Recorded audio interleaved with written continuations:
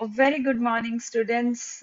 I hope you all are keeping yourself healthy, drinking a lot of water, eating lots of fruits, right? Because this time corona is increasing like anything, right? So please do not distract yourself, do not waste your time, take care of your health as well as your family members. That is very, very, very important during this time. Okay, come to your study part. As you know, daily I'm putting now these days assignments, right? We have with full force, we have started with this chapter number 2, and I'm putting lots of questions with in the form of assignments also.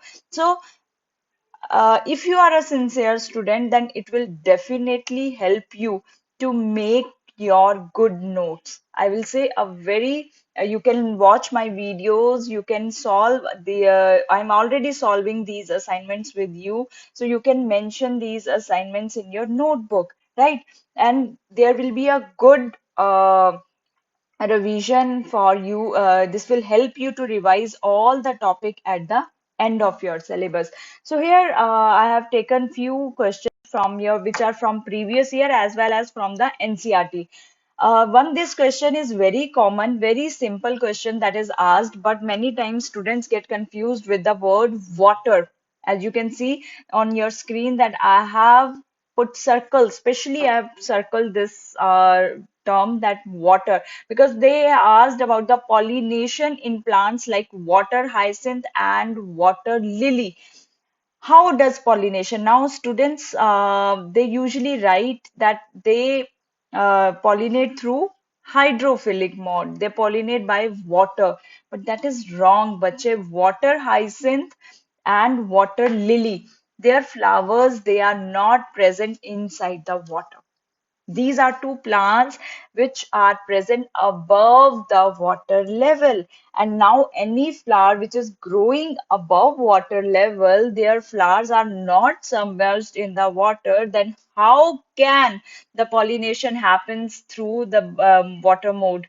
It is not possible, right? So pollination in water hyacinth and water lily, it takes place by the normal land plants either through the wind or insects. The reason is because their flowers are not submerged in the water, they are not dipped in the water, their pollen grains, they are not released in the water. So the mode of pollination is not hydrophily, it is like any other land plant, that is either through the wind or through the insects. Now the second question I'm taking here is, how is pollination affected in seagrasses? See, they have just very simply asked about seagrasses. You know that in the last lecture, I talked about Vallisneria, and Vallisneria is a eel grass. Zostera, Sparrow, Ceratophyllum, they all are your submerged plants. And you know that pollination in the sea grasses, that is through the water mode. So in if they have mentioned the word, they have simply asked you about the hydrophily, but they have changed the question that how is pollination affected in sea grasses. So read the question very carefully, read every word very carefully कि सी grasses में आपको क्या लगता है कौन सी pollination होती है? We know that they pollinate by the water method. Agent is water. So in sea grasses, first thing you can mention the pollination is by water. Female flowers, they grow submerged in the water and pollen grains, they are released in the water. And one very special feature of these sea grasses or sea plants which grow in water, submerged in water, that their pollen grains, they are long.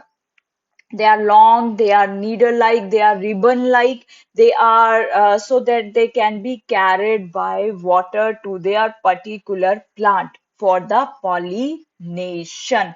This is the speciality, this is the features of any water, any plant which is basically which is in which pollination is by water, right? So these 3 points you can easily mention for your this type of question. These questions, they are important for your practical purpose also. Although I will discuss practical part differently, that how you should write in your practical examination, that I will discuss in a separate lecture. But this topic, complete topic, and that your wind as well as hydrophilic, these topics, they are in your practicals also. Next question is, that is difference between microsporogenesis and megasporogenesis. Bacha, this is a very concept based question. Microsporogenesis is the formation of microspores. Megasporogenesis is formation of your megaspore, right? Or you can simply write the formation of pollen grain as well as formation of your female gametophyte. Where microsporogenesis we discussed, what is the structure in which we microspore discussed, that is the anther. And where the megasporogenesis happens, that is complete inside the ovule, or you can say that is the megasporangium. How many microspores? They are functional. They act like a microspore mother cells, almost all. Many cells of sporogenous tissue, they act, or sporogenous tissue, they are, it is also known as archisporial cells. They act as microspore mother cells, and they are forming in your microsporangium, which later on we start calling it pollen sac. But that is not the condition in case of your megasporogenesis. Only one megaspore mother cell, one nucellus का जो एक cell होता है, जो बहुत सारे sales होते हैं न्यूसेलस में, न्यूसेलस का वन सेल लार्ज होता है साइज में, which we call start calling it as a megaspore mother cell. It will further undergo mitosis and differentiate into your further megasporangium. Right? All four microspore tetrads. इसमें कौन सा tetrahedral होते हैं? Four microspore tetrads, they are functional, but out of they have linear tetrad, and out of these four, how many are functional? Only one megaspore is functional. Baki three, they degenerate, or others, they degenerate.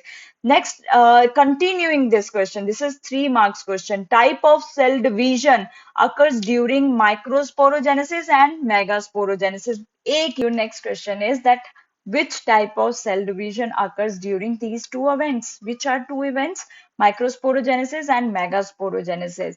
यहाँ पे if you are writing कि ma'am starting में तो mitosis ही होती है, then answer will be incorrect. बच्चा, meiosis जब तक नहीं होगी कोई भी गैमीट नहीं बनेगा. So for microspore and megaspore, one process, that is your meiosis, reductional division. And name the structure which is formed at end of microsporogenesis and megasporogenesis: microspore and the megaspore.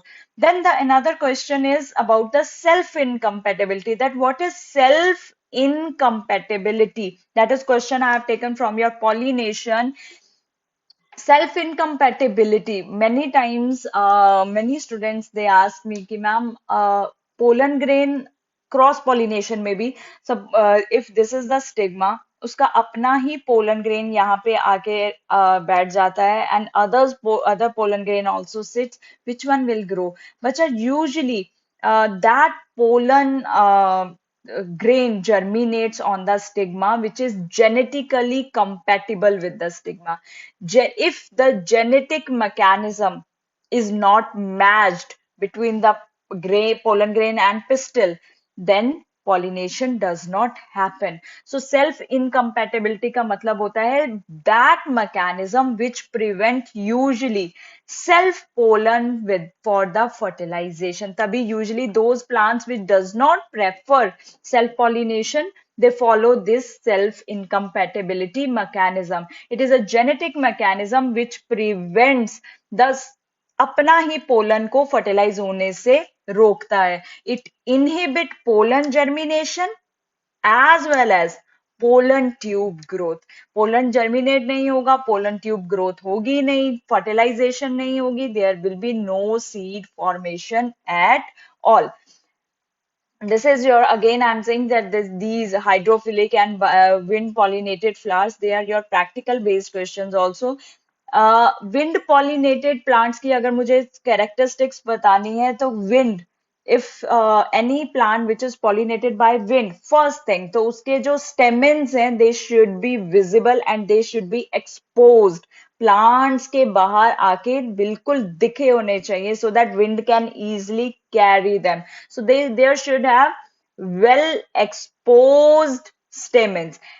The stigma, क्योंकि receive कर रहा है, that stigma should be feathery so that the pollens which are coming through the wind they should attach to these feather like stigma, and they possess single ovule, single anatropous ovule in each ovary, and flowers, those flowers which follow wind pollination, which prefer wind pollination, they are usually packed in the clusters, they packed in bunches, and they are not very colorful. Do you need the flowers to be colorful in wind pollination? No, the flowers, they are not colorful, they do not produce nectar. These are the easily characteristic which you can mention for the wind pollinated flowers, right? This is all about for our today's assignment. Next, I will start with the fertilization, post fertilization, seed and outbreeding devices, right?